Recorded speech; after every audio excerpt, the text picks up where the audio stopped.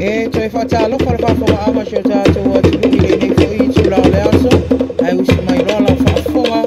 O whapaponga nei o tātou tala mai Samoa. E pei ona awina atu le o nanga nei alau loa pei Samoa.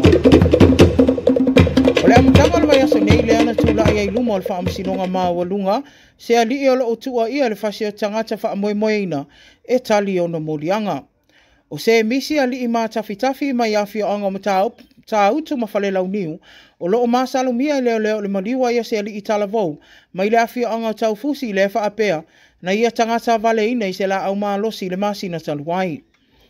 Sa whasala lau ina leo se ata o le nei ali e tamu whai e sa I lia mai ai, ina ua whato a maia, o na tū lai mai le nei whaalawe lave.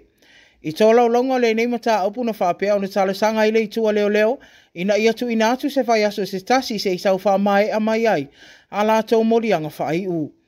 Pei taina sau noa le awhionga le tamaitai whaamsino ia ni a wā mata tua tangaloa, ua whaisi lewa o na tau fia le li le nei, ma ua lewa o na tau na wha mai a morianga le itua leo, e winga I le nei mata upu.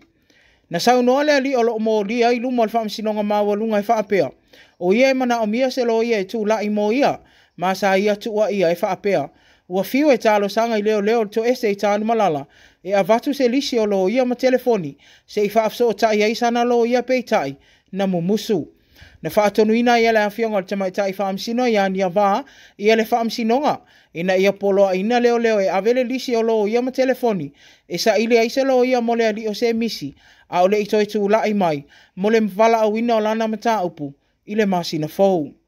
Wasau noa le awhionga ia ni a wā e tau fo I o na o atu le isi wala aunga le nei mata upu, ua mai a umamai, molianga whaai ua le itua leo.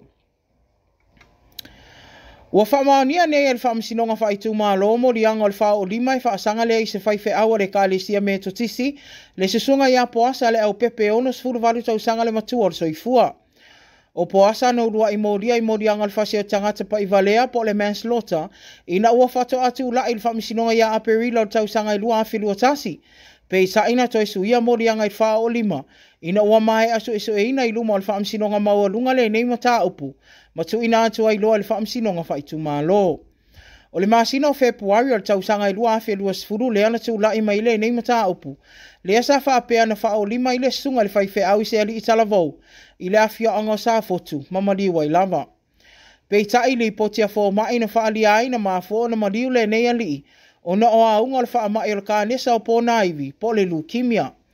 I le whafonga ino le nei mata upu I luma o lana a fionga le tamaitai whaamsino ia la alatoa ro sela papali na wha maonia I le morianga o le wha o lima po le assault. Ma tu ina atu ai se wha salanga I wha anofo vava ai ai le nei tama, mo le umia ona maasina, ma tu ina atu ai le ono sfulu I tula, e na te whai e ninga luenga I le tatongia, mo se le lenga lau telo le atunuu. I fola sanga muri o le nei mata upu I luma o le whaamsinonga wha I tu malo, na talo sanga ina I le lo ia na tu lai mo poasa, I le whaapawhala o se whaasalanga e au noa ma le whaamaunia o le tu la fono, po le discharge without conviction, mo le susunga le ali I whaife au, peitai, e le Italia e le awhionga ia la la toa. Inisi o tala o whaasalaina ne I to ese mo le umia tolu tau sanga I ese tamaitai sa whaafai luenga ina, I le matanga luenga o whaamsinonga I le morianga I tasi o langa oi, a o avea matanga ta whainga luenga. O ia leo Sarah Skelton, le ana tua ia ilo na ave whaanga oi es tino I tupe, e tolu se laus fulu afe, pe tai le ilo ino le nei mata aupu, na wha maoni ai, e na o le luas fulu afe le se lenin wha peo na ave wha asol tu la fono e Sarah, a o whainga luenga I le matanga luenga. E valus fulu lua I morianga le itua leo na wha peo na tua ia I Skelton, pe sa ina toi wha ui tua le tele o morianga, ai wha maoni na le morianga I tasi o le ngaoi, a o avea matanga ta whainga luenga. I so lau ngā leo na whaali ai le nei mata upu na tūla I mai le vāo tau sanga I lua afes fulu lima, ma le lua afes fulu valua o avea I tama I ta ile nei, o se sui ofisa sili al pūlenga o le matanga luenga o whaamsinonga, ma mata upu tau whaamsinonga. Tala muri o le afi nafi le ana whaalau I loa ia e le persteno le aulaka pilike sa moa le toa whaafiu, Bonifasi o Vasa, ia le whaia o ngā ulu o le toa sa moa leo o filifilia nei. O ia leo Ben Gardiner, leo o tōwhia loa ia sui tūlanga le sunga mau o Pule Matt Parish, lea sa avea mwhaia o ngā le toa sa moa mo tau sanga I tele, mai atu umawalunga ile ngo Samoa ala i tau mwhainga le toa Samoa i le tau sanga o mwhai le ipo le lalulangi o le taa alonga lava le nei o le lakapiliki. Na whaalia le perstene o le lakapiliki e toa fitu i la tau mai atu nu umamau sa tusi talo sanga mo le nei a vanoa ai le aise isi tono Samoa na talo sanga i ai. O loo iai le tali tonunga le pulenga le lakapiliki a Samoa ianga vaa matomai o loo ia gana whaapea ona ia tau aveina i le nei tofinga tawa mo le au lakapiliki le atunuu. E tofia nei gana e whai mawhaia o ngā ulu le toalo a vea o ia mawhaia o ngā lango a le au le Panthers le a fo i olo o tele alo mawhanau o Samoa o loo taa aloa i e peo Jerome Luai, Brian To'o, Stephen Crichton Maisi. O le ali i fo i le nei i wha mau ngā o lona tala anga whaia o ngā na a vea i fo i o ia mawhaia o ngā lango a le au lakapiliki a New Zealand le Kiwis i le Luafis Furufitu.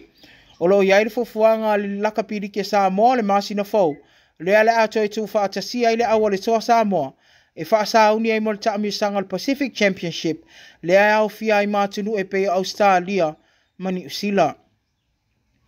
Whafunga anga le atinu ia o se vainga na inisi o mea lo tupu i tono si o tātou atinu, i le nei fo i aso te Moses whaupoponga o tātou tala mai Samoa, i le aso, i le taimi fo i whapenei a tae au e mo le taimi nei, manuia lava singa ma whaiva o lo whea ngai e male atinu,